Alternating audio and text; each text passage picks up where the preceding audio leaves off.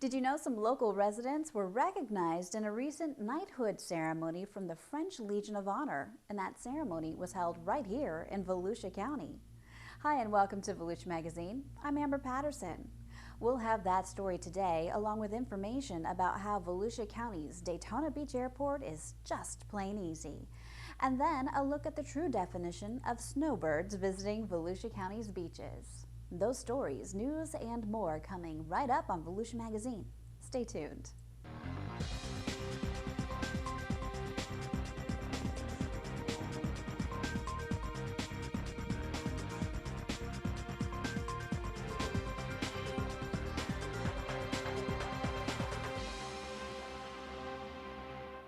The French government recently showed its gratitude toward the Americans who helped liberate its country from the Nazi regime in World War II.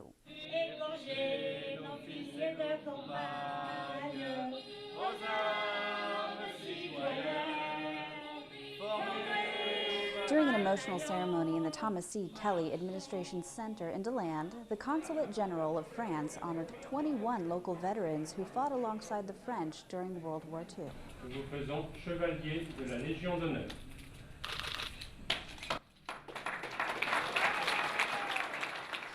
French Consul General Philippe Le Trilliart awarded the insignias of Knight in the National Order of the Legion of Honor to the men, telling them the French government and the French people will never forget what they've done. We have to understand exactly what you have done for us and for the world. And we have to consider what it means. You are a part of the great history of friendship between France and the United States of America. The inductees included 7 residents of Volusia and Flagler counties: Herb Brucker of Palm Coast, Charles D. Bolt of Port Orange, Anthony Loria of Edgewater, Carl North of Pearson, Herbert Roge of Palm Coast, Patrick Tropia of Daytona Beach, James Trott of Ormond Beach, and William Whitney of Palm Coast. Other inductees who came from surrounding counties, including Colonel Lonnie Davidson of Plant City. What do you say to the French people and the French government? I say thank you very, very much. It was a most humbling experience to receive the niceties and appreciation that we've been extended here today. Patrick Tropia, a Daytona Beach resident, also expressed his gratitude for the honor. I waited all these years for this occasion to happen. I can't believe it, how great it's been. I'm very happy. I want to thank you all, one and all. The French Legion of Honor, founded by Napoleon Bonaparte in 1802, is the highest decoration in France.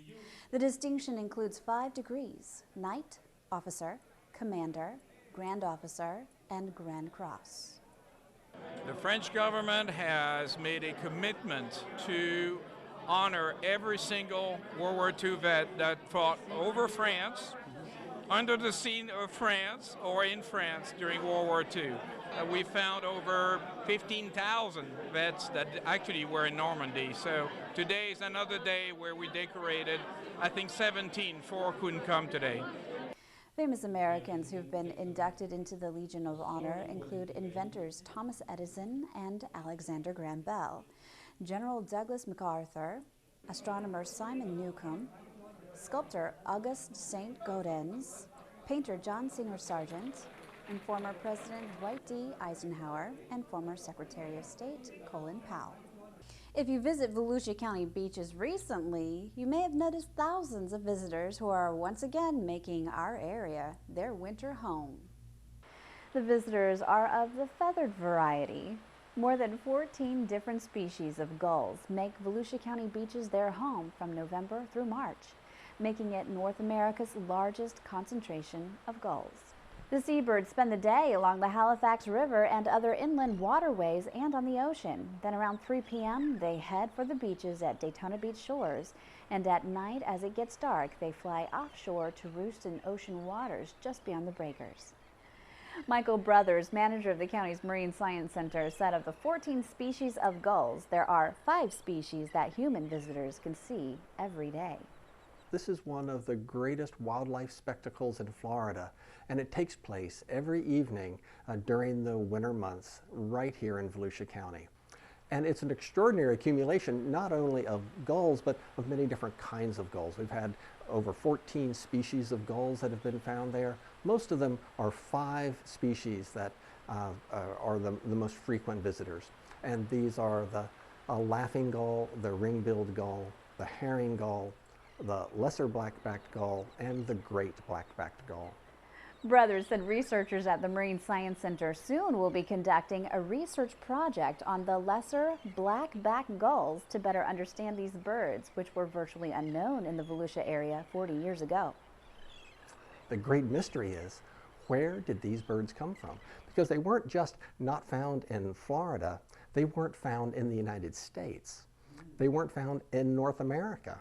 And they are really from Europe. It's a European gull that colonized Iceland, then colonized Greenland, and then all of a sudden birds started to appear throughout North America.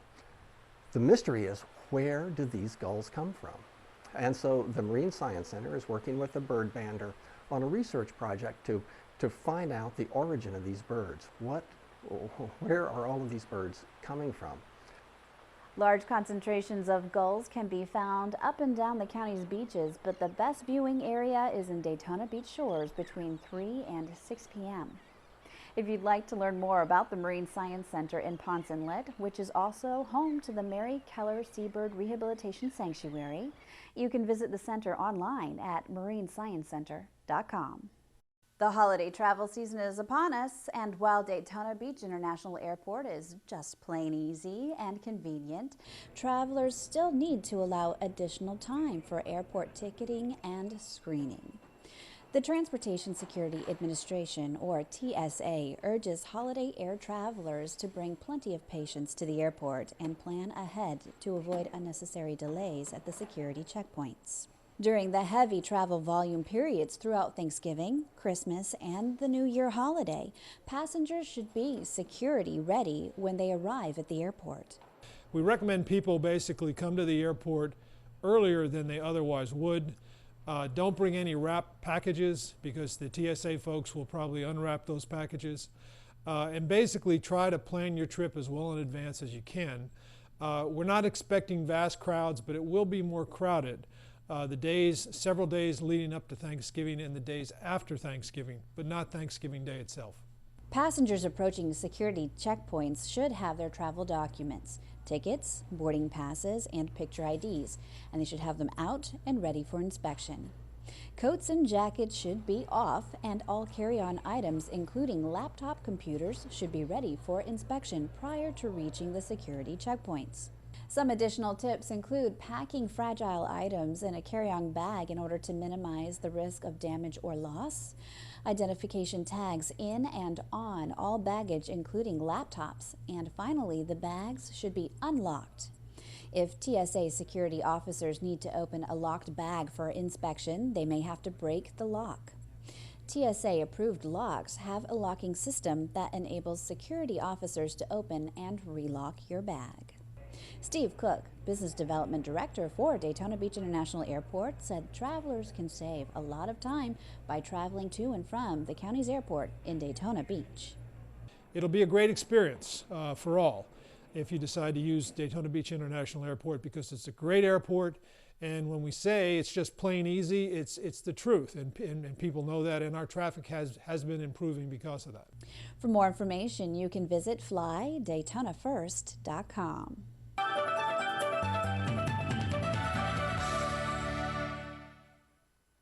Hello, I'm Joshua Wagner, Volusia County Council, District 2. If you're planning a construction project on your home or business, make sure your contractor is licensed and has obtained the proper permits. Obtain an estimate in advance and do not put money down before the work is completed. If you have a complaint, please contact the county's contractor licensing office. We can verify if someone you are hiring is licensed to do the work they claim. For more information, visit volusia.org.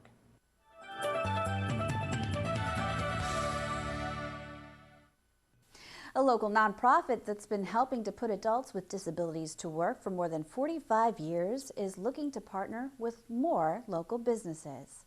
Reporter Joanne Magley has this story in this week's Business Beat.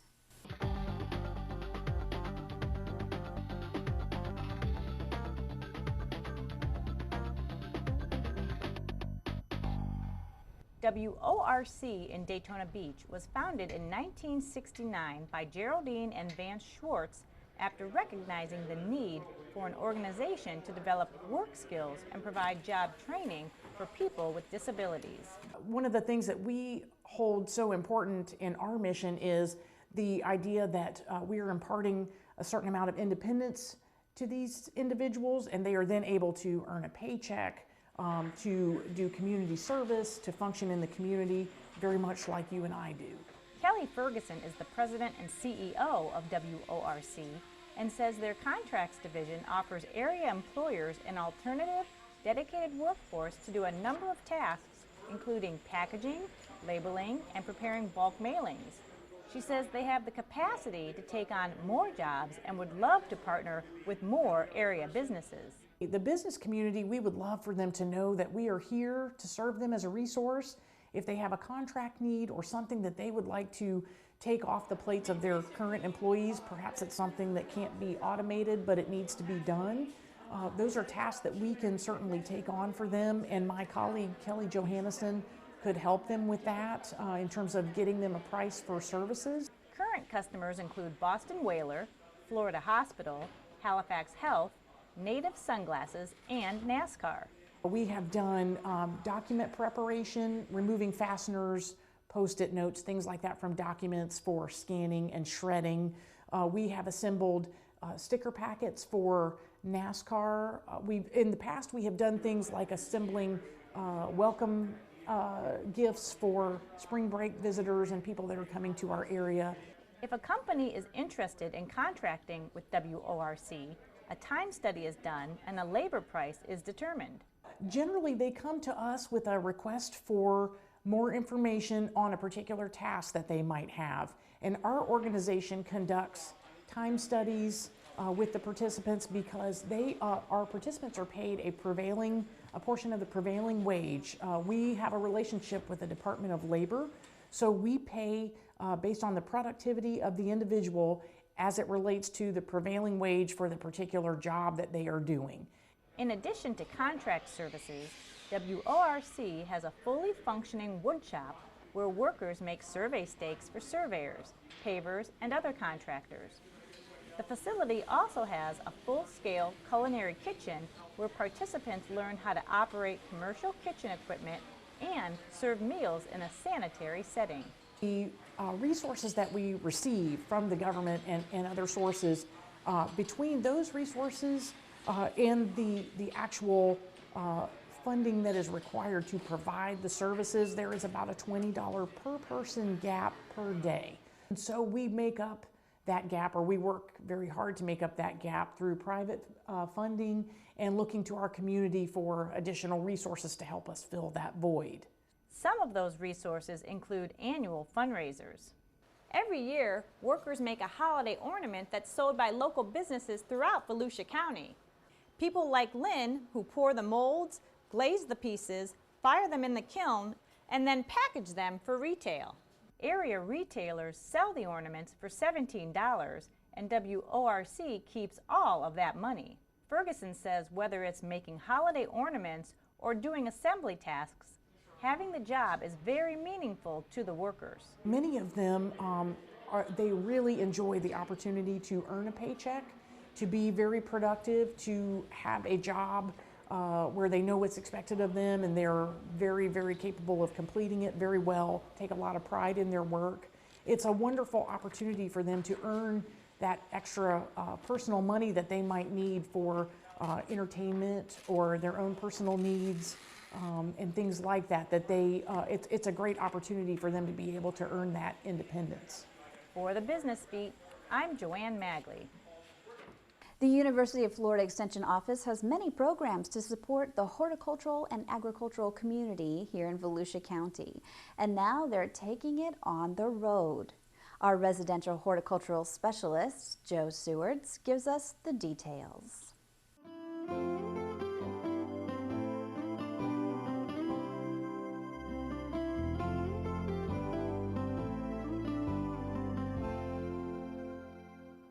Hi, I'm Joe Sewards and welcome to Horticulture Today.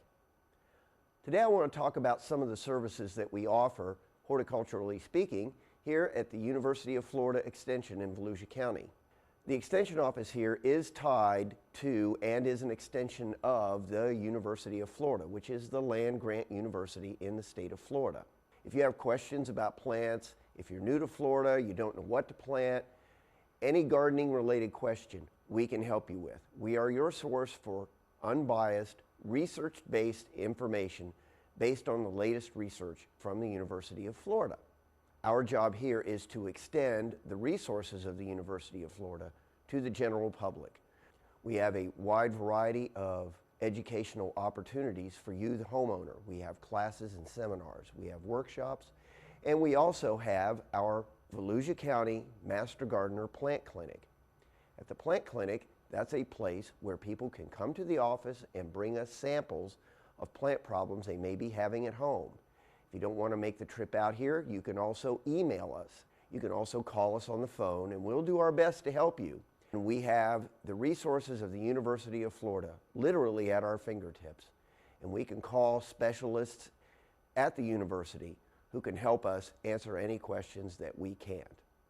Good afternoon, Master Gardener Clinic. How can I help you? Our Master Gardener Plant Clinic here at the Extension office is open Monday through Friday, 9 o'clock in the morning till 1 in the afternoon. We also have a variety of roaming plant clinics at area library branches at various times during the year. If you want to know more about times and locations of our roaming plant clinics, you can go to our website at volusia.org/extension, or you can call here and we'll be happy to answer your questions. Currently our schedule is the New Smyrna Beach Regional Library, the third Tuesday of each month from 1 till 3. The Ormond Beach Regional Library, that's on the first Monday of each month from 10 till noon.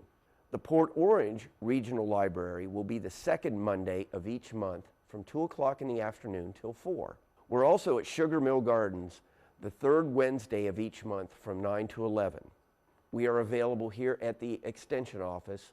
We have computers, we have internet access, we have an extensive array of books available for resources, and we can print off University of Florida fact sheets for you so you can take home and use them as reference. We encourage you to use our resources. We're here to help. For Horticulture Today, I'm Joe Sewards. Feel free to call us at the University of Florida Volusia County Extension office, or you can visit our website as well. The phone number is area code 386-822-5778, or you can go to volusia.org/extension. Well, let's head into the studio to join Community Information Director Dave Byron as he sits down with his guest, Ocean Center Marketing Director Angela Cameron Daniels. Well, thanks, Amber, and happy holidays, everyone. You know, with the national and local economy continuing to get a good head of steam, convention business is picking up and bookings at the Ocean Center are as well. Prospects look very strong for the winter season. So today we'll get an update on the Ocean Center with our studio guest, Angela Cameron Daniels. She's a marketing director at Volusia County's Ocean Center.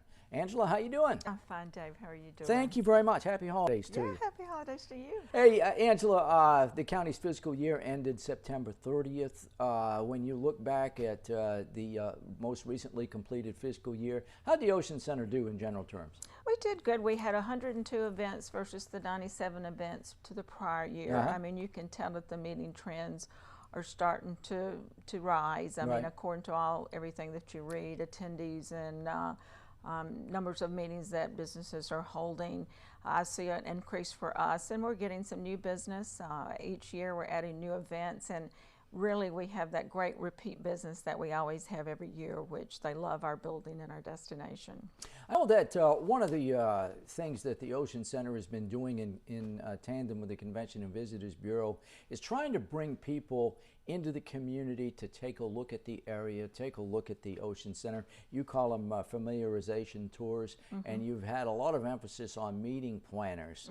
And invariably, when they come to the Ocean Center, they come to the community, most of them are surprised at what they see, and they come away with a very positive view of the area, certainly the Ocean Center. You know, Dave, they do, a lot of times we get those planners that have never been to our area, or maybe haven't been for 20 years, whether they were traveling with their parents or here for spring break, and they really are shocked by the development in that area with the hotels and Ocean Walk shops and the attractions we have.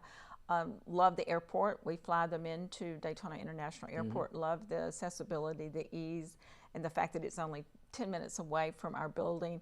So it's really great when we bring those planners in that have never visited our destination. So we like to wow them.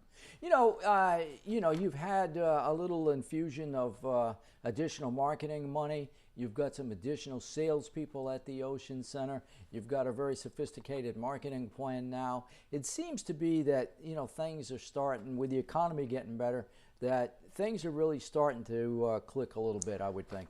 They are, Dave. I mean, we've gotten those staff members, those staff positions filled. We're targeting some of those segments that we haven't been able to target strongly in the past, so that has helped. We've got a marketing specialist on board who's really looking at markets and researching different business in different areas, and also really assisting us with our Ungerbach, our booking software that we've put in a year and a half ago. Really looking on the marketing side with the help of your marketing staff and DeLand, looking at the social media and the search engine words that we really need to focus on. So I think there's a combination of a lot going on that you will see will really be making a difference in the next few years. You know, recently you hosted an international trampoline and tumbling event, brought together some very high caliber athletes from all over the world, with a lot of dialects and a lot of different flags hanging in the Ocean Center. But I mean, that event seemed to me it was significant because it was an international elite sporting event. What potential do you think that event has? First of all, tell us what it was. Well, this was the USAG, the United States Association of Gymnastics, and this is the first time that it's been in the United States. And this was international teams, all competition with trampoline and tumbling, and we were very proud to have it. First of all, in a great time of year that we kind of need the business. They were here for 12 days, and it was great seeing the international competitors. I mean, there weren't that many language barriers you would think there would be, but the event staff and the teams really worked well together. They loved our destination, obviously because of the weather and the great distance of the hotels. And it was great for us because not only was it televised on NBC, but this is a world-known event, and for us to get this event, we were really put on the map, and I think these kind of events really showcase not only our building, but our destination. What other markets do you think the Ocean Center is particularly suited for? I think faith-based, obviously we do get quite a bit of faith-based groups. I think associations are starting to pick up, and we really need to focus on those regional and national associations, and we're looking at really capturing that third-party segment, which is your Hams-Briscoe Conference Direct, and trying to play into what meetings they might have to offer. So we're trying to cover all the segments. Obviously, sports and competitive arts still remains extremely strong. The families love coming here to our destination because of the accessibility, affordability, great weather. They've got the beach. From the ocean. They love the beach. They love that immediate area. They don't have to get in their cars and go anywhere once they're there. They're entertained and shopping and movies, and so they really like that and the service we give them. Angela, obviously it can take you know, 2 or 3, 4 years to land a big event. You're already booking for 18 and 19 and that sort of thing. You know, what does the future look like in terms of convention business at the Ocean Center? I know you got the huge Shriner event that's going to take the entire city. What else is on the drawing board at the Ocean Center? I think what we're really trying to do, we are booking those 18 and 19 and 20, and we're trying to really look at events that maybe we haven't targeted in the past and look at those pieces of business that they do meet in Florida but really haven't captured them in Daytona Beach. So we're trying to really look at those major events and see what we can do. Obviously, we most of the time are competing with other Florida destinations, but we're looking to showcase our community where we might not have had a chance before. You know, obviously when people come to the area for a convention, they need a place to stay. They need things to do. One of the really positive pieces of news in the community these days is the fact that there may be some additional hotel product coming online, and that certainly is going to benefit the Ocean Center, I would think. Well, we're extremely excited about that, especially the Proto Group property. If that comes through, that is within walking distance, and that a lot of times is our challenge. Right. So really that will really enhance our efforts with the meeting planners. But just the name Hard Rock, if that comes through, just the name alone is great for our destination. And some of the other properties, the Hilton and the Shores Resort and Spa have completed their renovations. I know the Hilton just completed their room renovations, and the Shores have completed their entire renovations on their room and meeting space and some upgrades on technology. So all of that makes a difference with the meeting planners, is to look at, you know, the things that are being done in the area, and also Daytona One, you know, look at that project. And when someone decides to invest that much money in your community, you know that people on the outside are looking at that, and it's positive for all of us. I know if people are looking for more information, Angela, I know the Ocean Center has a very vibrant website, and I know you've got a terrific, very easy to watch, very fun to watch video. Where do people get more information? Oceancenter.com, and you also can sign up for our e-events that come out every other week, and that's got some great information. So please contact us. We'd love to have you part of our email e-blast, and give us a call. Well, Angela, I want to thank you for sharing the information with us. It sounds like the Ocean Center doing real well these days. You know, a lot of activity over there. So I want to wish you and the staff at the Ocean Center happy holidays. We appreciate it. Happy holidays to you. Thank you very much. Our guest today, Angela Cameron Daniels. She's the Ocean Center Marketing Director. And with that, back to you, Amber. And again, happy holidays to everyone. Thanks, Dave, and thank you for watching Volusia Magazine. If you have any questions about the show, you can always feel free to give us a call at any of the numbers you see listed here, or you can log on to volusia.org and click on the News tab at the top of the screen to find us. Incidentally, you can find the County Council's meeting calendar there too. In fact, you can use volusia.org to find out about meeting dates, workshops, topics of interest, activities, and how you can become involved. And we hope you won't forget to listen to Volusia Today. That's Volusia County Government's weekly public radio broadcast. Volusia Today airs every Tuesday and Sunday mornings on the local radio stations you see on your screen. For Volusia Magazine, I'm Amber Patterson. Have a wonderful evening.